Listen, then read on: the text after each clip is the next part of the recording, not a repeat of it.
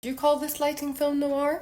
I'm Jacquetta, a London-based fashion, beauty and portrait photographer, and I'm going to run you through this film noir style lighting in this photo. I only used 2 lights for this setup, and this is shot against a white colorama. In attempting a very dramatic lighting setup that's quite film noir, quite old school Hollywood, you are looking at a very contrasty feel.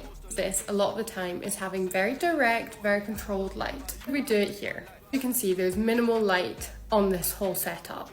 A really strong light hitting onto his face, and there's immediate fall off around his cheekbones, on his neck. There's only a tiny bit of spill onto his hands underneath his chin here. We achieved this was using one B10 Pro Photo light with a snoot, which also had a grid on it directed just at his face.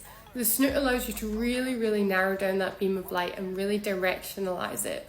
Directionalize? I don't know if that's a word. Basically, have more control over the direction of where the light is. We also have poly boards on either side of the light to really create that kind of shaft of light tunnel effect. In the background, as you can see, there is a tiny bit of light spilling in, sort of just lifting his body out of the darkness so that he's not a complete floating head. With this, I think we were just bouncing a very small, again, probably a snoot or just a reflector, a white polyboard, letting that spill back onto the backdrop to just kind of give him a little bit of a rim. That's it. It's literally so simple, but it has such an amazing effect. It really picks out all of the contrast on his face, gives him amazing bone structure, and it just makes for a really interesting, cool image.